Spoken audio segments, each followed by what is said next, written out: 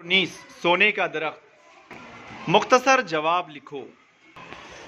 Number 1, अब्बा ने नारियल के दरख्त को सोने का दरख्त क्यों कहा?